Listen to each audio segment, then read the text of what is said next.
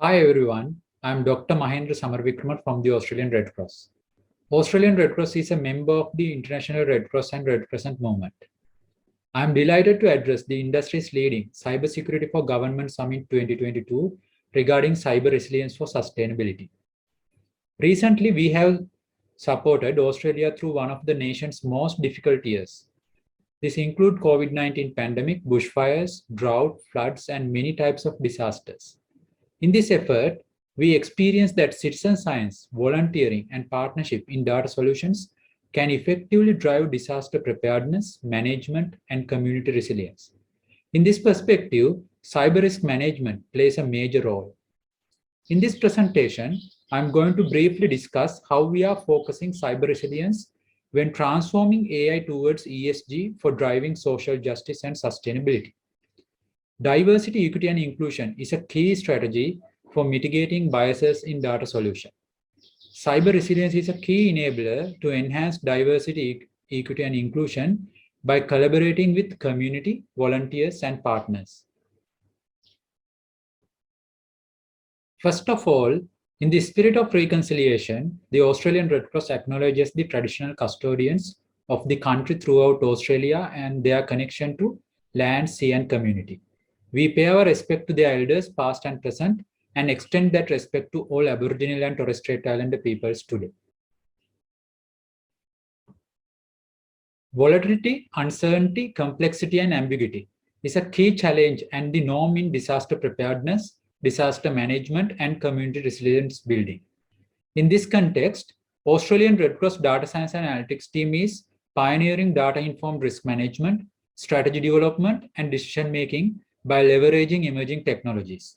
The Red Cross mission is to prevent or reduce human suffering wherever it's found. We are guided by our 7 fundamental principles, which are humanity, unity, universality, neutrality, impartiality, independence, and volunteer service. We are the world's largest humanitarian movement operating in over 190 countries. We have over 17 million volunteers worldwide. We play an auxiliary role to the government, recognized as a reliable partner for mobilizing the power of humanity. Cybersecurity is a great threat to humanity, and it is one of the greatest challenges for the Red Cross as well in our mission towards humanity. As a case study, in January 2022, ICRC or International Committee of Red Cross determined that servers hosting personal data belongings to more than 515,000 people worldwide were hacked in a sophisticated cyber attack. This was well communicated by ICRC. Trust is very important for us to serve humanity with partnerships and collaboration, and cyber attacks are a great threat to deal with. Let's listen to the following news article about the incident. Now, from multinational companies to government entities to international organizations, several institutions have been falling prey to cyber attacks in recent months. And the latest to the list is the International Committee of Red Cross, or the ICRC. The cyber intrusion, which was detected this week, is believed to have compromised confidential data of at least about 515,000 people. The compromised data includes information about individuals separated from their families due to conflict or any calamity. The data belongs to nearly about 60 Red Cross and Red Crescent national societies around the world. And according to reports, the hackers targeted an external company in Switzerland that the ICRC contracts to store data. The ICRC in a statement has said that its most pressing concerns are the potential risks that come with this breach, including confidential information that is being shared publicly. It also has put these vulnerable people who are in dire need of humanitarian services at further risk. As a result of the attack, the ICRC was forced to shut down its Restoring Family Links program, which helps reunite families separated by conflicts or disaster. No statement, however, has been made on who potentially might have been behind this attack that has been carried out on the Red Cross. To deal with increasing cyber threat on humanitarian landscape, Red Cross enhances its cyber resilience strategies to serve humanity. Let's listen to a few thoughts from Red Cross related to cyber resilience and future humanitarian programs.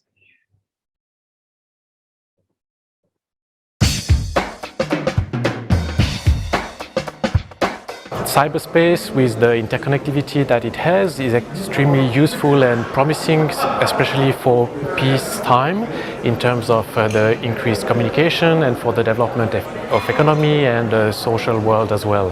However, the same interconnectivity in war times makes it extremely vulnerable because everything can be targeted from anywhere in the world. It is believed that attacks against chemical plants or nuclear plants or transportation system are technically possible, and they would have huge consequences for the civilian population.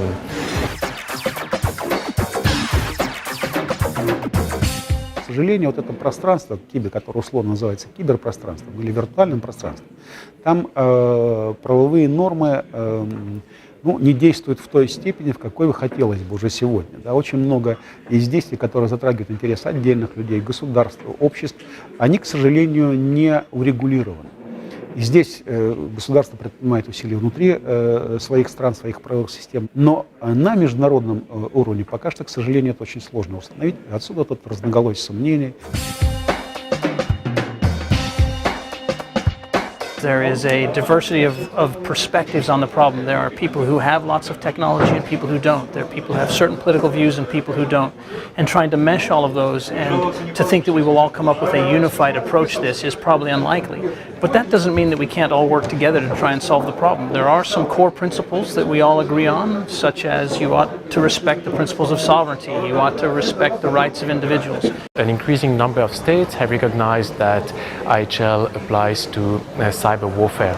On the other hand, that's only the first step, because certainly cyber warfare creates novel issues for international humanitarian law. It creates a number of challenges in terms of how to interpret international humanitarian law. In the past, we've seen world wars and terrible experiences bring states to the state table, right? State leaders, where they actually signed new treaties with very specific weapons discussed. But I'm hopeful it'll happen because the past has taught us that we'll get agreement. I'm just wondering when that will be. Is it before, which is the good sense, or might it be only after an event happens that then states realize how important it is to get consensus, particularly on the humanitarian aspect of it? Нам нужно увеличивать количество площадок, на которых могут собираться разные люди с разными взглядами, представляющие разные государства, имеющие разную позицию по данной теме, но одинаково переживающие за то, чтобы и национальная безопасность, и международная безопасность не была подорвана. I think that the ICRC in many ways is playing a very important role in cyber warfare. I've worked with a number of people from the ICRC on this issue, and it's important to have a global organization who can bring people from across the international community together to talk about these key issues.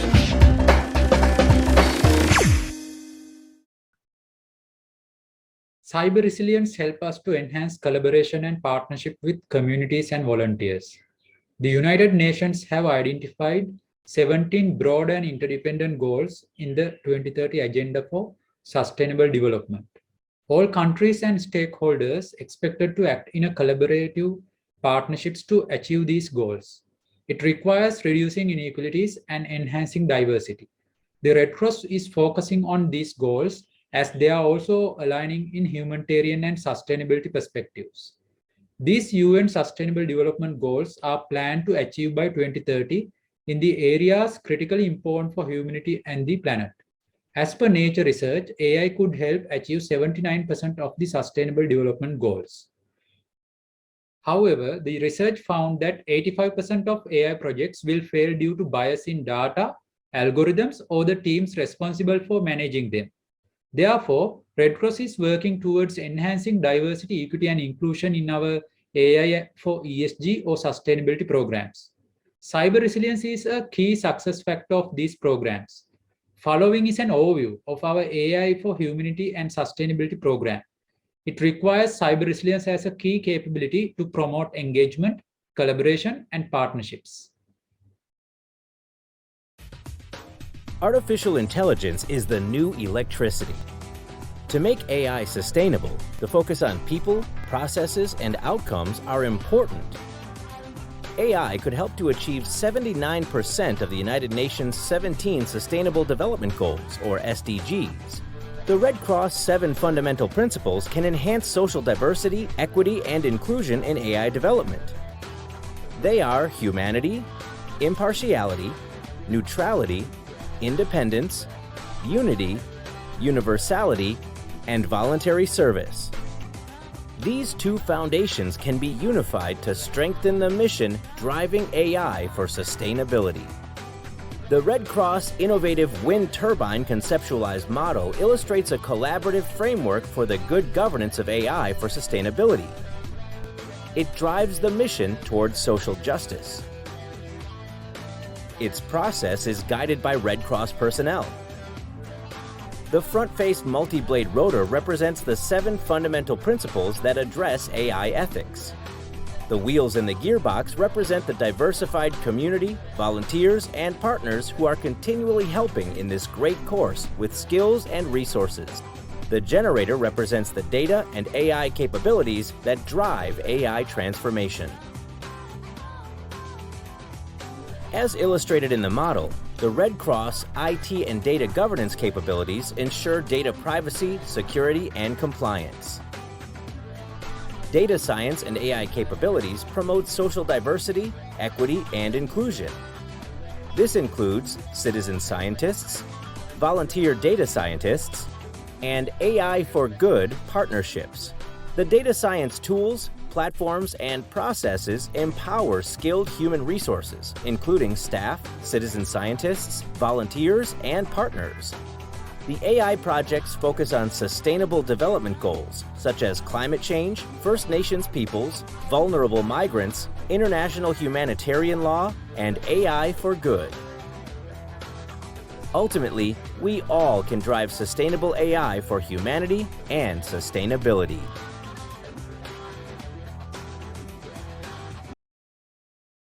Our IT and data capabilities help to drive our disaster preparedness, disaster management, and community resilience building programs.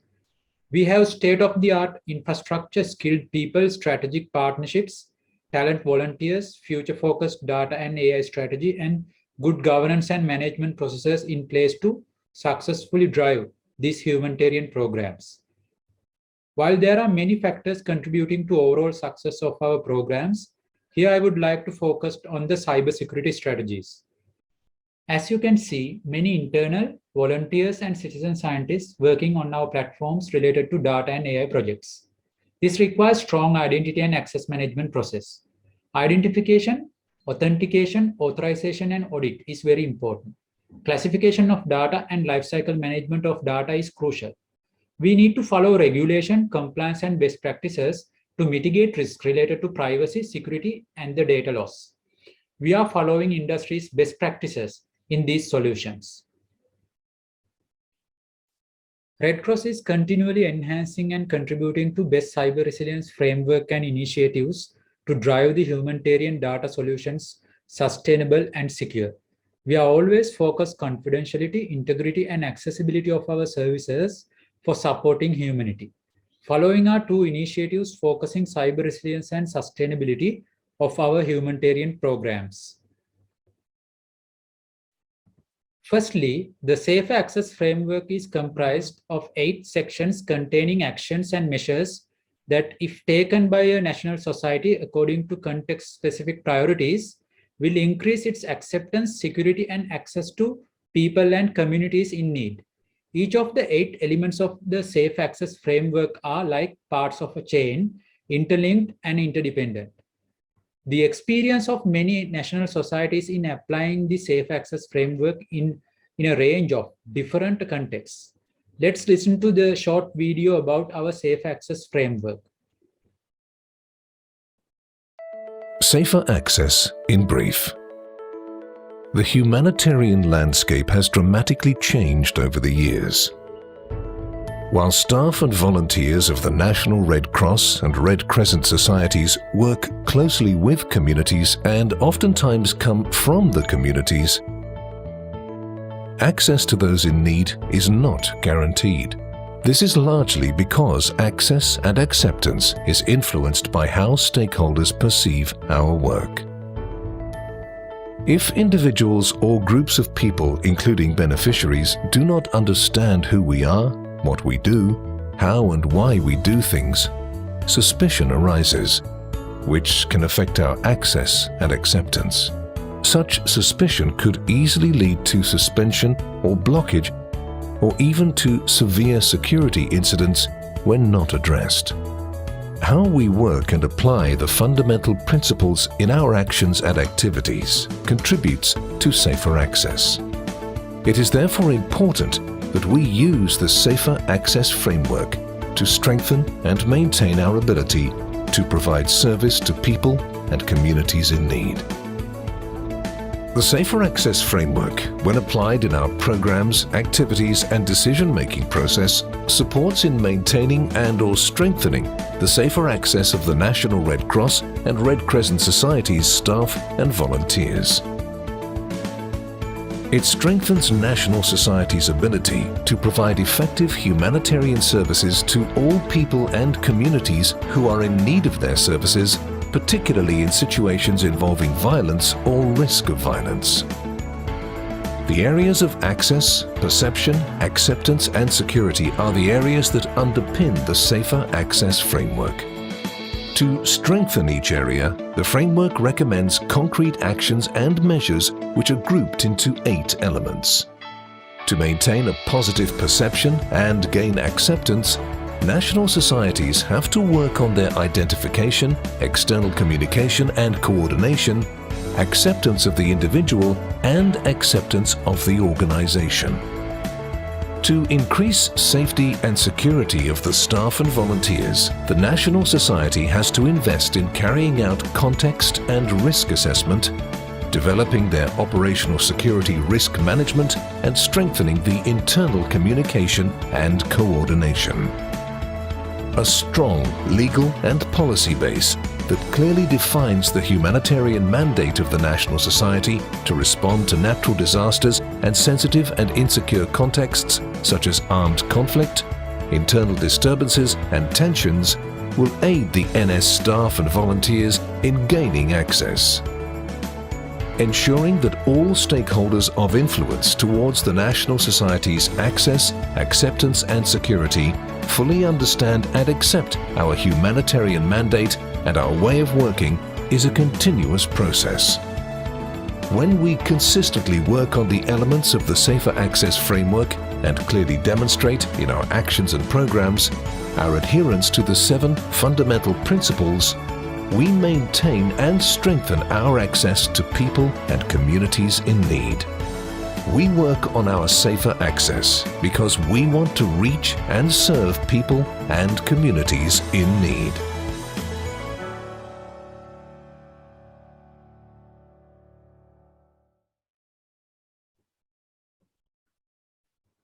Secondly, I would like to talk about our IFRC data playbook. As the flagship program of data literacy, it plays a major role in cyber and data security. It is part of building a data security culture and data security framework.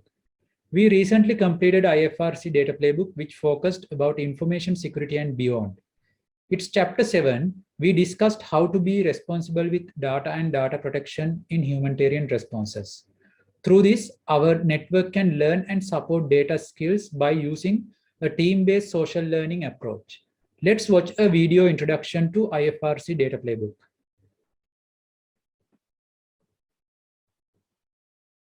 All humanitarian projects are involving data in some way, shape or form. Teams often have very concrete questions, and it is not easy to find answers. With editors and contributors across the International Federation of Red Cross and Red Crescent Network and partners, we've piloted, tested and upgraded the content of the data playbook from the 2018 beta version to the V1.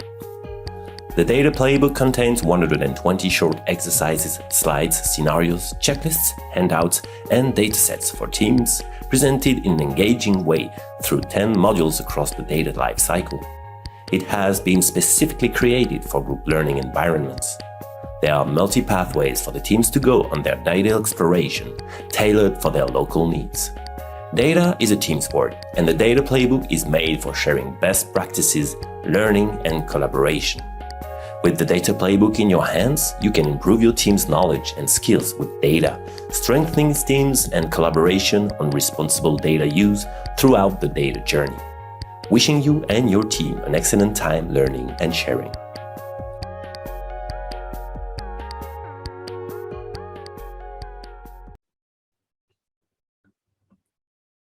We are now concluding this presentation. Here are some of our publications. Our AI and data literacy program are highly commended and recognized in the industry. We won the CX Team of the Year award from Ashton Media and a finalist in Diversity, Equity and Inclusion in Action award from IoT Alliance Australia recently. I won ACS ICT Professional of the Year 2022 and the Australian Red Cross Data Science team became finalist in the ACS Service Transformation for Digital Consumer Award 2022. Moreover, we shared this strategy in many renowned national and international conferences. Further, we used this strategy to uplift our volunteer and partnership programs for better serving humanity. We believe the AI and data literacy and cyber resilience is an integral component of future disaster preparedness and resilience. Thank you.